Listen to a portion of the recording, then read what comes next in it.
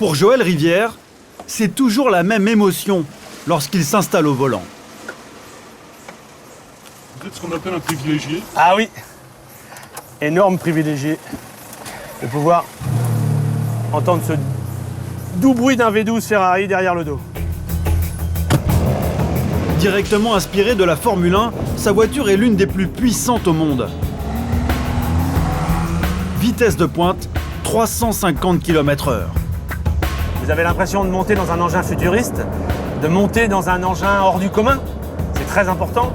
Et puis, une fois que vous êtes dans cette voiture, vous avez cette odeur de cuir, cette odeur de carbone. Les accélérations sont assez démoniaques quand même. On passe le 0 à 100 en 3 secondes 6. Très rapide et très cher. Cet ancien PDG d'une société informatique a dû débourser 675 000 € pour sa voiture. Pour lui, c'est le rêve de toute une vie. Au départ, moi, quand j'ai vu dans les livres tout petit ce genre de voiture rouge, j'ai dit c'est ça qu'il faut avoir plus tard. Le nom de cette voiture, la Enzo, en hommage au fondateur de la marque, Enzo Ferrari, décédé en 1988. Cet ancien pilote italien a construit un mythe autour de ses voitures en moins de 60 ans. Géant de la course automobile avec ses drames et son record de victoire. Mais aussi créateur de cabriolets de luxe pour les stars de Hollywood et les puissants de ce monde. Même le pape Jean-Paul II en était fan. Comment Enzo Ferrari a-t-il bâti sa légende? Comment les voitures les plus chères du monde sont-elles construites? Qui sont les milliardaires et les collectionneurs prêts à tout pour ces belles italiennes? Enquête au cœur de l'entreprise Ferrari.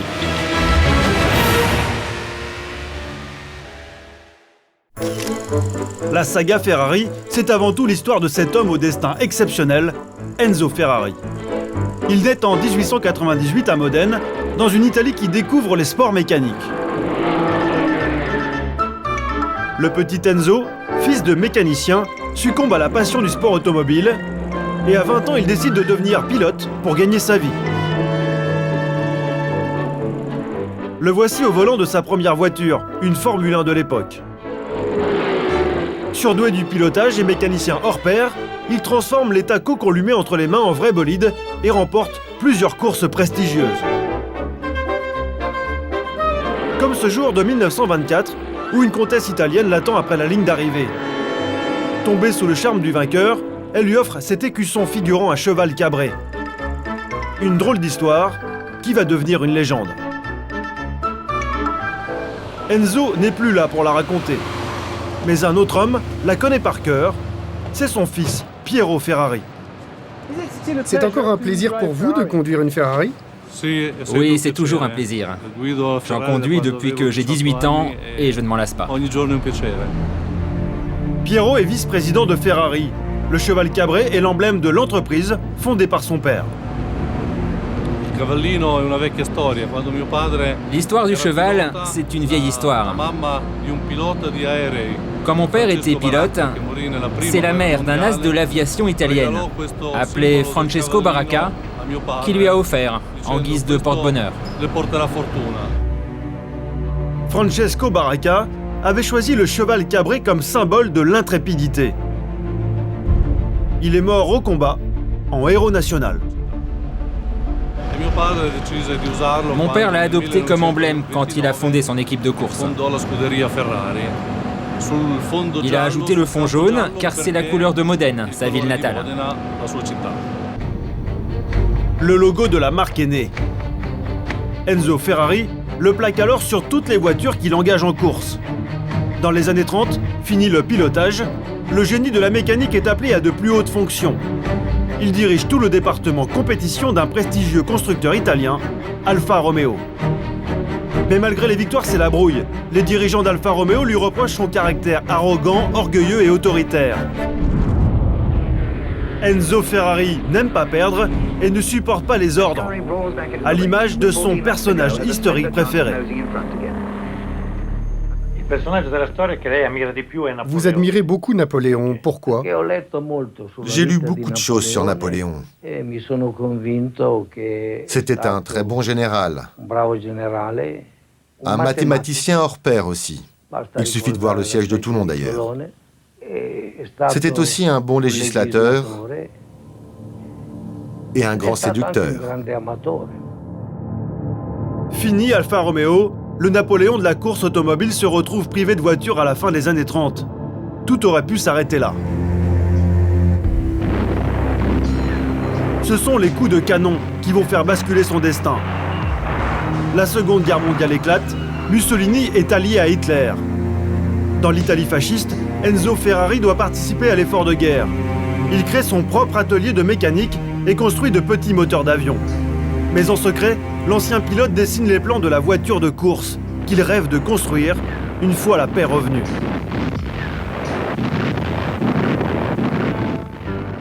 C'est chose faite en 1947.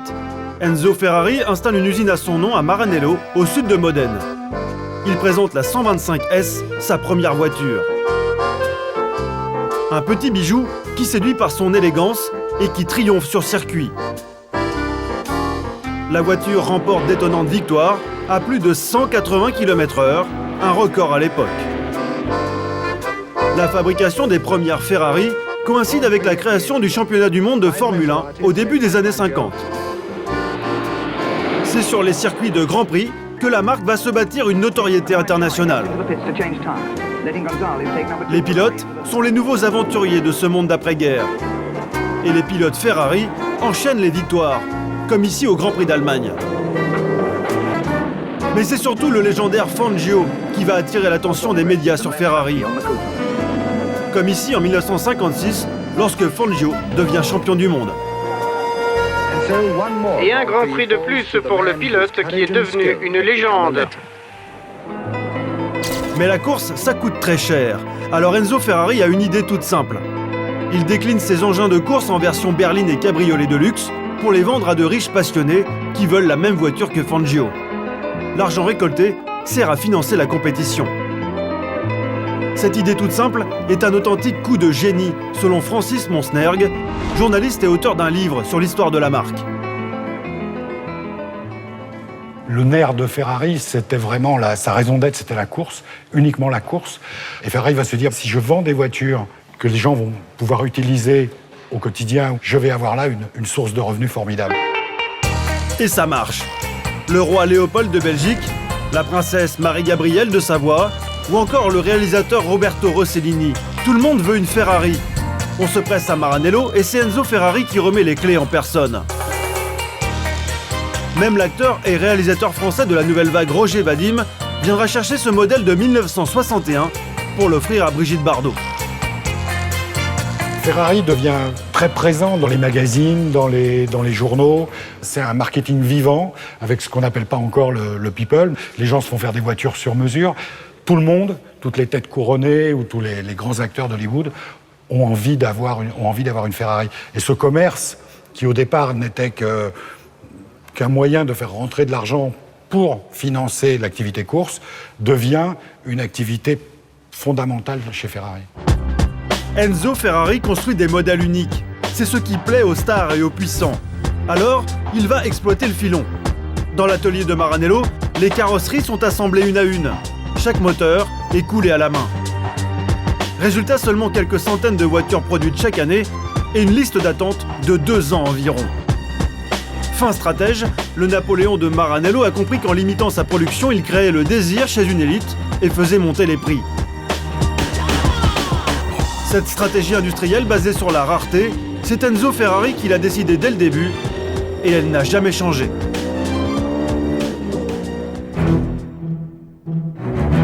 Nous sommes à Maranello. Voici l'usine Ferrari aujourd'hui. Plus vraiment l'atelier des années 60. Un complexe industriel de 250 hectares, l'équivalent de 50 terrains de football.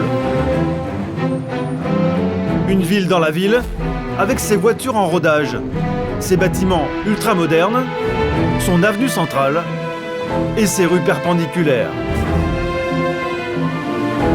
Chacune porte le nom d'un champion du monde maison. À quelques centaines de mètres, Ferrari possède même cette piste d'essai privée pour roder ses voitures et tester ses prototypes. Celle-ci est d'une propreté impeccable. On pourrait manger par terre s'il n'y avait pas cet énorme restaurant d'entreprise. Aujourd'hui, Ferrari emploie plus de 3000 salariés. Ils produisent les voitures les plus chères au monde avec les techniques les plus révolutionnaires. Direction cette unité de montage au cœur de l'usine. Ici, on fabrique le dernier modèle de la marque, le coupé cabriolet californien. Voici l'homme qui a conçu la chaîne de montage, Cristiano Amoretti. Tu as bien fait la modification sur les phares. Oui, c'est la 4e. Ok, la 4e. Sous ses ordres, quelques mécanos, mais surtout une armée de robots. Cette unité d'assemblage ultramoderne a été dessinée par l'architecte français Jean Nouvel. Elle concentre toutes les dernières technologies.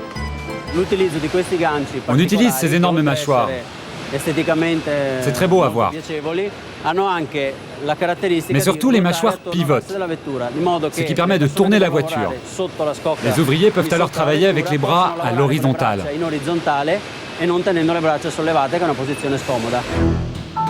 Fini le cambouis. Ce n'est plus vraiment un garage à l'ancienne. Quand les Ferrari ne tombent pas du ciel, elles sont transportées par robots. D'un côté la carrosserie, de l'autre le moteur monté sur ses roues. Les deux parties s'assemblent comme par magie, sans aucune intervention humaine.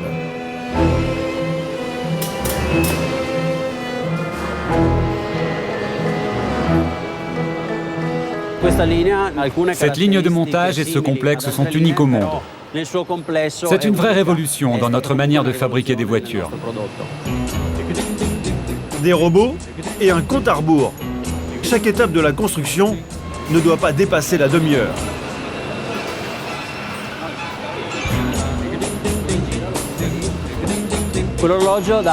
L'horloge calcule l'avancement de la ligne. Et toutes les 30 minutes, c'est elle qui donne le tempo.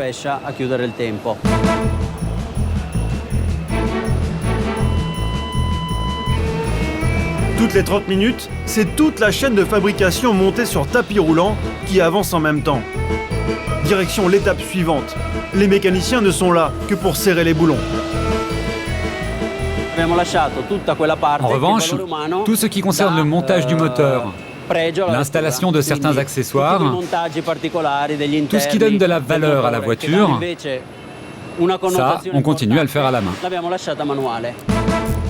Des petites mains pour une voiture version haute couture. Juste à côté de la chaîne de montage, un bataillon de machines à coudre et d'immenses pièces de cuir taillées au laser. À chaque découpe, de quoi habiller un tableau de bord, version grand luxe. Chaque pièce est ajustée au millimètre près. La matière, le coloris, tout a été choisi et payé d'avance.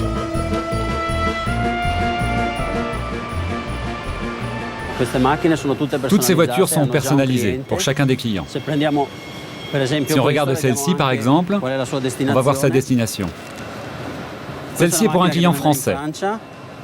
Il a choisi le rouge course pour la peinture, du cuir pour les finitions intérieures et des écussons sur les côtés. Cette voiture est différente de toutes les autres, grâce à ses options qui la rendent unique. Résultat, une voiture cousue main à 170 000 € prix d'entrée. Et c'est loin d'être fini. Pour corser l'addition, à l'autre bout de l'usine, il y a Federico Pastorelli. À chaque fois qu'un client commande une Ferrari, il passe chez lui pour choisir les options.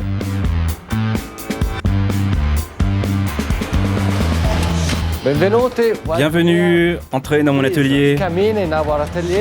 C'est l'endroit où les clients peuvent personnaliser leur voiture à 100%. Choisir la forme de la calandre, la taille des jantes, la finition des sièges et même la couleur des étriers de frein. Avec Federico, tout est possible à condition d'y mettre le prix. C'est à peu près 800 €. Juste pour changer les couleurs? Et pour 10 fois plus, Federico propose une option fibre de carbone, version Formule 1. Le volant, de série, il est en aluminium. Mais on peut choisir la fibre de carbone. Voilà un exemple avec ces diodes sur le volant. Sur la porte aussi, on peut rajouter de la fibre de carbone. L'option la plus chère, c'est la couleur de la carrosserie. Le client peut choisir parmi 16 couleurs de base. Mais on propose aussi 10 couleurs en option, inspirées de certains modèles des années 50 et 60. Et c'est cher? Non, pas tant que ça, 7 000 €. En moyenne, ça fait au total 11 ou 12 000 € d'options par voiture. 12 000 €. Les options chez Ferrari, c'est le prix d'une petite voiture neuve chez un constructeur français. Ça aussi, c'est une option très importante. C'est l'écusson. 9 clients sur 10 le veulent. Et combien ça coûte? Aux alentours de 1 000 €. Ici, rien de gratuit. Au final, c'est une voiture à 200 000 € en moyenne qui sera vendue. Et même à ce prix, c'est la moins chère des Ferrari. Comme au temps d'Enzo, la production est volontairement limitée. Des voitures comme celle-ci, on n'en fabrique que 16 par jour.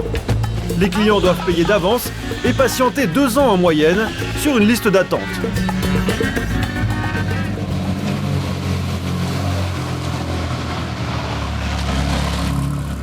Pour le vice-président, Piero Ferrari, pas question de déroger à cette limitation volontaire de la production instaurée par son père.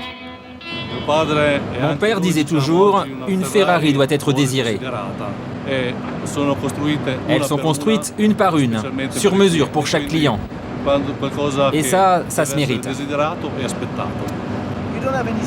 Vous n'avez pas de stock, c'est normal?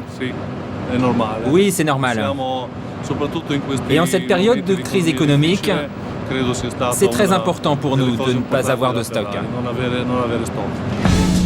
Pas de stock, une voiture prépayée, un carnet de commandes plein 2 ans à l'avance. C'est le secret de la bonne santé de Ferrari. 2 milliards d'euros de chiffre d'affaires en 2008, record historique. La marque se paye même le luxe de n'avoir jamais fait la moindre publicité. Selon Jacques Séguéla, le célèbre publicitaire français, c'est un cas très rare et on le doit au génie d'Enzo Ferrari. Regarde ça, si ça te saute à la gueule. Bah alors c'est l'Enzo. C'est un fils de pute parce qu'il a tout compris de la publicité non payante, car il aura, grâce à sa Formule 1 et grâce à la beauté de ses voitures, toute la presse du monde qui va lui offrir gratuitement sa publicité, alors que les autres constructeurs vont payer très cher pour se faire connaître. Et il va chaque fois signer de cette couleur rouge qui est un rouge à nul autre pareil, qui n'a rien à voir avec le rouge Saint-Laurent, qui n'a rien à voir avec le rouge de Coca-Cola, qui est le rouge Ferrari, qui porte bien son nom, et que personne ne pourra jamais lui voler. Ce rouge, Enzo Ferrari l'a choisi tout simplement parce que c'était la couleur imposée aux voitures italiennes dans les compétitions internationales d'avant-guerre. Mais à la fin des années 60, les rouges gagnent moins, les ventes stagnent, et surtout les coûts de production sont exorbitants, alors que la crise économique des années 70 s'annonce. Enzo Ferrari décide alors de s'allier à Giovanni Agnelli, le patron de Fiat. Le géant automobile italien a fait fortune sur un créneau totalement différent, celui de la voiture populaire, petite et pas chère, la fameuse Fiat 500. Le mariage des extrêmes a lieu le 21 juin 1969. À 71 ans, El Commendatore, comme on le surnomme, se résout à céder 50% de l'entreprise qu'il a créée de ses propres mains. Ce jour-là, son fils Piero, à gauche sur la photo, l'accompagne. C'était un jour triste pour votre père? Oui, céder la moitié de sa créature, une société qu'il avait mis tant d'énergie à construire, c'est forcément triste. Mais d'un autre côté, la production cessait d'être un problème quotidien. C'est désormais Fiat qui nommait les managers et gérait tout l'aspect industriel. Vous pensez que ça a sauvé Ferrari? Bien sûr, ça a permis à l'entreprise de se développer, de se moderniser. Mon père, lui, a pu se concentrer sur ce qu'il aimait avant tout, la course automobile, et ça jusqu'à la fin de sa vie. Fini l'esprit Ferrari? Pas du tout. L'alliance avec Fiat permet de traverser la crise, les chaînes de montage de Maranello se modernisent. Et certains modèles vont même connaître une renommée inattendue, comme cette 308, rendue célèbre par un détective moustachu. Dans la série Magnum, elle devient une vedette planétaire. Grâce à Tom Selleck, il s'est vendu plus de 308 que tous les autres modèles de la marque depuis 1947. Et pourtant, ce n'est pas totalement une Ferrari. Selon le journaliste Francis Monsnerg, c'est aussi un peu une Fiat. On peut le retrouver sur certains accessoires. Vous avez ici, par exemple, des petites manettes, voilà, des choses comme ci, ou des touches que vous pouvez retrouver à plat sur les consoles. Ce sont des petits accessoires qui étaient achetés chez Fiat et donc qui permettaient de faire des économies. Des économies compensées par de belles trouvailles techniques, comme ces phares escamotables qui vont faire de la 308 un must chez les gens pressés. Sur l'autoroute, c'était formidable parce que les gens vous voyaient arriver dans le rétroviseur, s'ils ne se poussaient pas, vous leviez les phares et là, vous deveniez le roi du monde. Se sentir puissant au volant d'une Ferrari, un sentiment pour lequel certains mordus sont prêts à toutes les folies. Direction le circuit du Vigan dans la Vienne. Aujourd'hui, c'est l'un des plus gros rassemblements de Ferrari de l'année. Fini le style Dolce Vita aux courbes arrondies, depuis les années 80, ce sont les descendantes de la 308 qui font rêver. Lignes agressives et angles saillants, un symbole des années fric. Moi, je l'ai fait. Et la star du jour ici, c'est Joël Rivière. Rappelez-vous, c'est le propriétaire de la Enzo. Il est venu avec sa prestigieuse voiture. C'est la 288 GTO. Mais pas seulement. Après, la F40. Ce passionné, ex-président d'une société informatique, s'est offert les 4 cylindrés les plus convoités. C'est la 288 GTO. C'est la première voiture capable de dépasser 300 km/h. C'est ce qui a donné naissance à la deuxième supercar de l'histoire, qui est la F40, qui est là-bas. Ce sont des objets très mythiques pour la marque, parce que ce sont des voitures très rares. C'est assez compliqué à avoir. C'est-à-dire que, par exemple, elles ne sont pas à vendre, les miennes. Et si vous voulez une GTO, il va falloir que quelqu'un en vende une. Et il n'y en a plus à vendre. Des voitures d'exception à plusieurs centaines de milliers d'euros. Mais Joël Rivière a fait encore plus fort. Il vient d'acheter cette Formule 1, une folie à 2,5 millions d'euros. Un exemplaire unique qui a triomphé en Grand Prix avec Felipe Massa, le pilote officiel de la Scuderia Ferrari.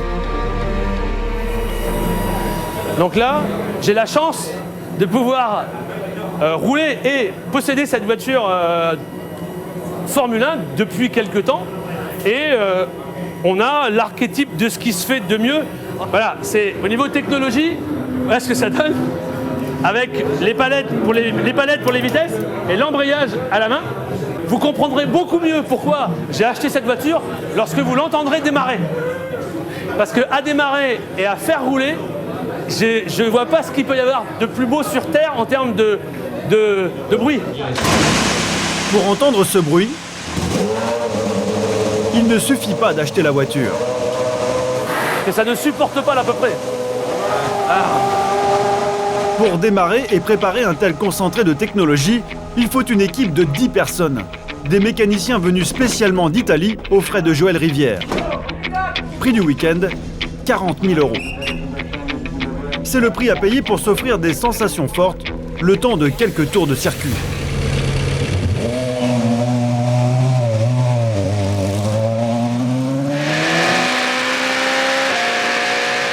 Aujourd'hui, Joël Rivière a un peu l'impression de participer à la légende Ferrari, sur les traces de Fangio, Prost ou Schumacher. 16 titres de champion du monde des constructeurs, 209 victoires en Grand Prix, 15 titres de meilleur pilote, dont 7 pour Michael Schumacher. Un tel héritage, ça met forcément la pression.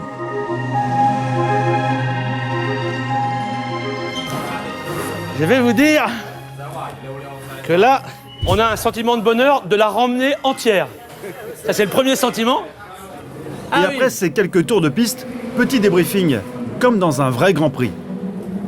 C'est comme les champions, ça? Oui. Ah oui, c'est look like. C'est Canada Dry, hein. Ça a le goût, la saveur, mais ça n'en est pas, mais c'est comme... La Formule 1 fait rêver, comme elle a toujours fait rêver Enzo Ferrari. Cette passion pour la course, on en trouve les traces jusque dans son restaurant préféré, situé juste en face de l'usine.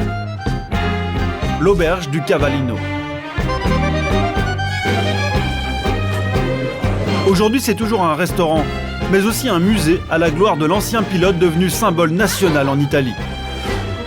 Ce restaurant, c'était un peu son deuxième bureau. Jusqu'à sa mort, El Commendatore a eu sa table réservée 7 jours sur 7. Pas dans la grande salle du restaurant, mais dans une arrière-salle interdite au public. Impossible d'aller voir. C'est privé. Pas besoin de négocier bien longtemps pour qu'on nous montre ce qui fait la fierté de l'établissement. Venez avec moi. C'est par là qu'il passait.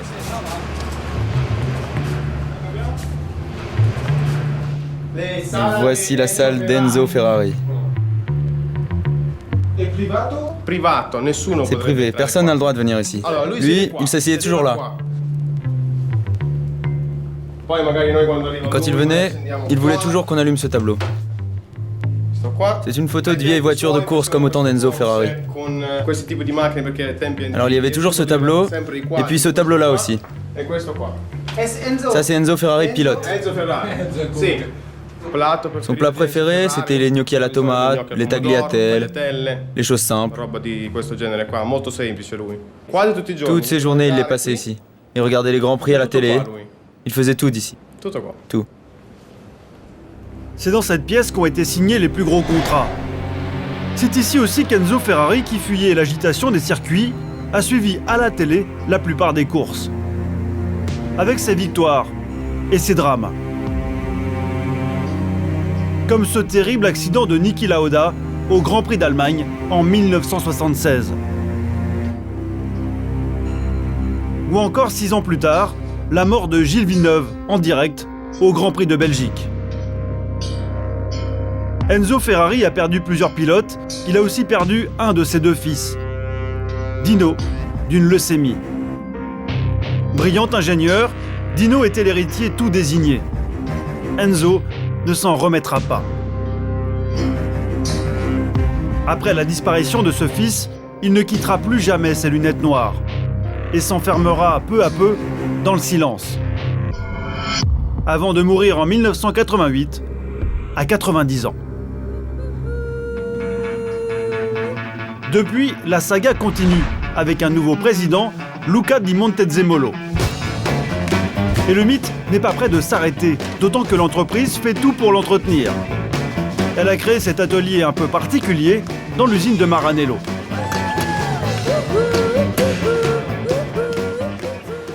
Voilà, alors on se déplace à l'atelier.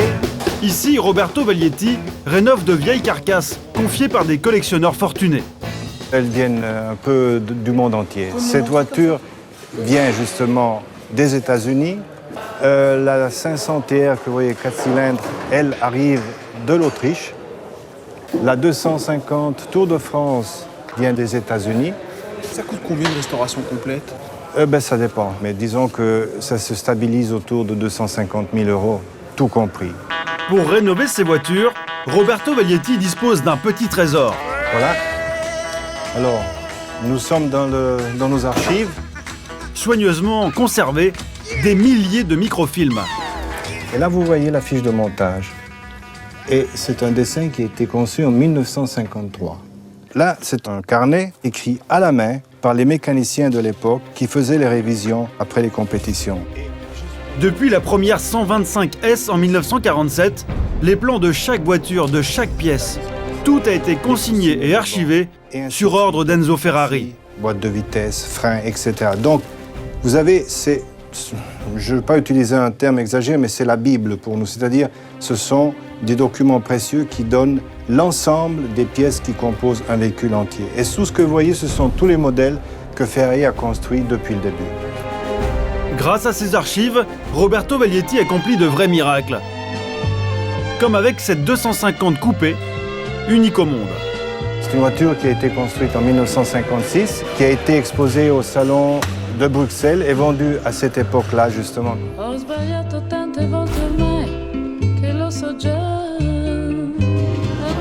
Voilà ce que vous pouvez voir comme révision. C'est comme si la voiture sortait d'usine en 1956. Exactement ça. Aujourd'hui, ce petit bijou est estimé à 1 200 000 €, 6 fois plus que la dernière Ferrari neuve. Un tel engouement pour ces voitures, 50 ans après, c'est peut-être la seule chose qu'Enzo Ferrari n'avait pas prévue.